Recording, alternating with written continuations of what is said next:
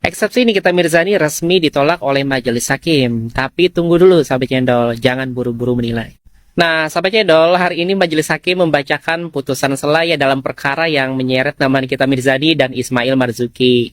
Jadi Majelis Hakim menyatakan menolak seluruh eksepsi baik dari penasihat hukum Nikita Mirzani maupun eksepsi pribadi dari Nikita sendiri. Lalu apa artinya bang? Apakah Nikita Mirzani kalah? Apakah Nikita Mirzani diputus bersalah?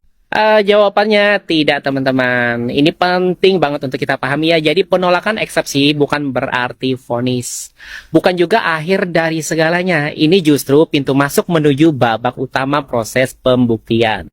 Jadi dalam pertimbangannya Majelis Hakim menyatakan sependapat dengan penuntut umum bahwa untuk bisa mengetahui apakah benar ini bentuk ancaman ataukah bagian dari kesepakatan yang gagal. Jadi seluruh bukti dan keterangan saksi harus diuji secara terbuka dan terang-benderang di persidangan. Ya, dengan kata lain, sahabat cendol, sidang ini justru akan menjadi ruang terang benderang untuk menjawab pertanyaan kita selama ini ya. Apakah ini murni pemerasan, ataukah ada relasi transaksional yang tidak ditepati? Atau apakah benar terjadi kerugian, atau hanya persoalan yang seharusnya selesai secara perdata?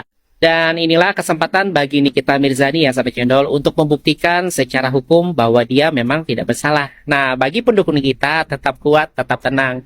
Ini saatnya kita mengedepankan logika dan keadilan. Jangan terpancing dengan komentar miring atau narasi yang menggiring opini. Sebaliknya, kita kawal kasus ini dengan kepala dingin dan tetap hormati proses hukum. Ya, karena jika kita percaya hukum harus adil, maka kita harus beri ruang agar proses pembuktian berjalan dengan jujur dan transparan. Ingat, adu kuat bukan di kolom komentar, tapi di pembuktian di persidangan. Nah, follow terus akun Netizen Cendol untuk update sidang-sidang berikutnya. Jangan lupa like, share, dan bantu sebarkan edukasi hukum yang mencerahkan. Kita kawal kasus ini bukan dengan emosi, tapi dengan akal sehat. Nikita Mirzani dan eksepsinya yang ditolak oleh Majelis Hakim beneran loh. Bukan hakim-hakiman dari kolom komentar. Nah, sahabat cendol, udah waktunya kita berhenti bermain jadi hakim-hakim dadakan ya, yang cuma bermodal akun fake atau filter di TikTok. Hari ini Majelis Hakim resmi menolak eksepsi dari penasihat hukum Nikita Mirzani maupun eksepsi pribadinya. Tapi ini bukan akhir sahabat cendol, justru ini adalah awal dari sidang pembuktian. Arena sesungguhnya di mana bukti akan bicara, bukan asumsi. Nah, jadi Majelis Hakim bahkan menyatakan sependapat ya dengan jaksa penuntut umum bahwa untuk menentukan ini apakah ancaman dengan pencemaran nama baik untuk mendapatkan keuntungan secara melawan hukum atau bagian dari kesepakatan yang dibatalkan sepihak. Jadi semua harus dibuka terang benderang di sidang pembuktian. Nah, buat kalian yang mengatakan eksepsinya ditolak berarti kalah dong. Ayo upgrade logika. Eksepsi ditolak itu bukan vonis bersalah. Itu hanya penolakan terhadap keberatan awal, bukan inti perkara. Nah, sekarang justru waktunya Nikita Mirzani membuktikan kebenaran versinya. Buat para haters Nikita Mirzani nih ya, yang katanya pro keadilan tapi nonton sidang cuma lewat cuplikan editan. Santai, kalian masih bisa nyinyir tapi usahakan pakai data ya, jangan cuma gaya.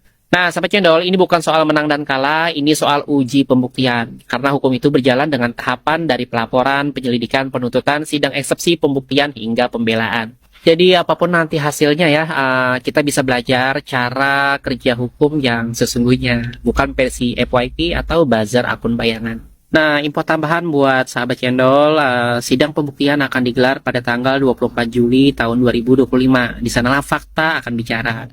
Nikita Mirzani akan hadir, saksi-saksi akan dipanggil, dan kita bisa menilai tanpa perlu jadi keyboard judge. Jangan buru-buru teriak menang sebelum peluit panjang. Kadang yang ngebut di awal itu mogok di tengah jalan. Follow terus akun Netizen Cendol, kita bahas hukum bukan pakai emosi tapi pakai isi kepala. Eksepsi Nikita Mirzani resmi ditolak oleh Majelis Hakim. Tapi tunggu dulu sahabat cendol, jangan buru-buru menilai. Nah, sahabat cendol, hari ini Majelis Hakim membacakan putusan selaya dalam perkara yang menyeret nama Nikita Mirzani dan Ismail Marzuki.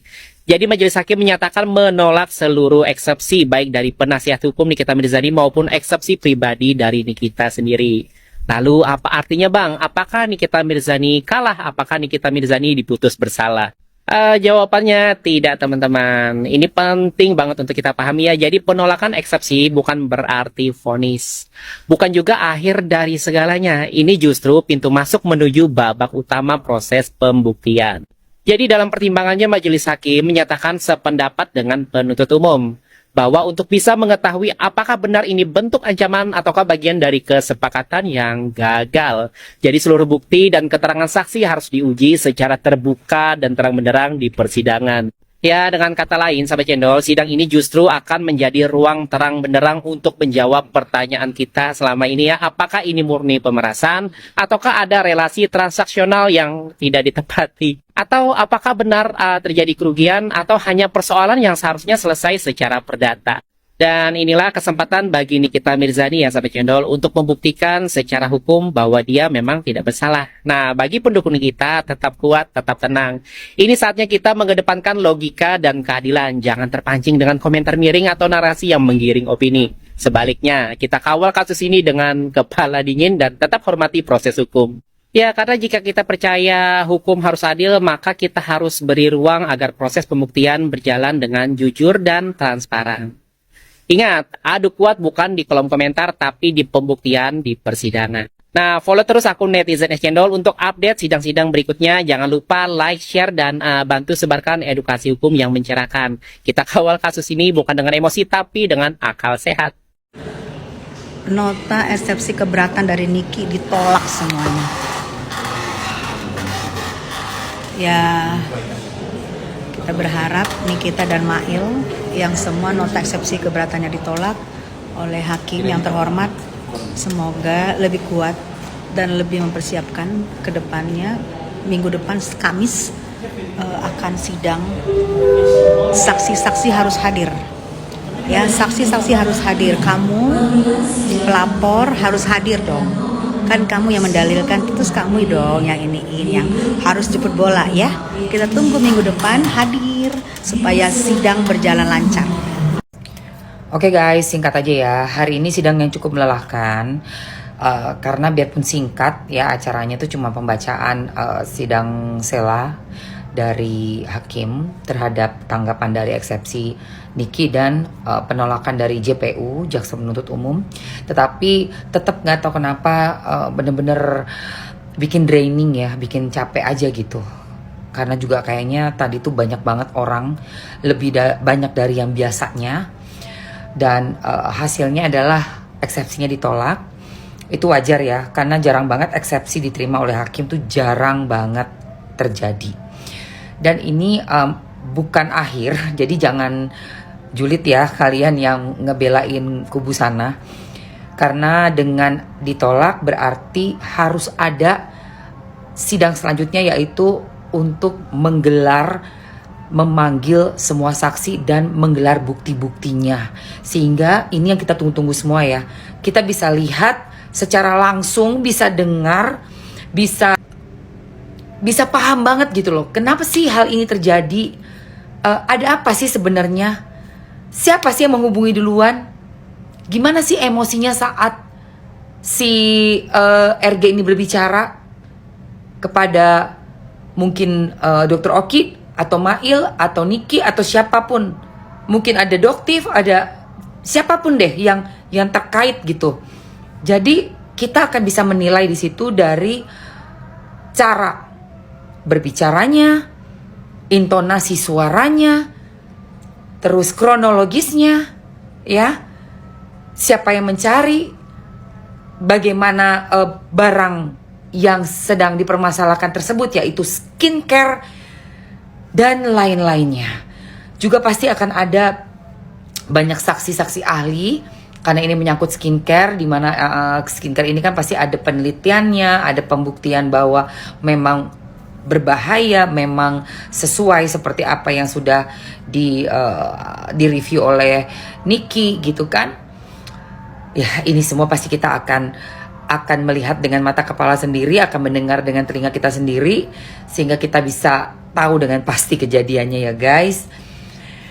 Bismillahirrahmanirrahim. Ya Allah, semoga ini semua menjadi pembelajaran buat kita, dan kita siap-siap minggu depan, tenaga, jaga kesehatan, fokus untuk masalah kasus skincare ini.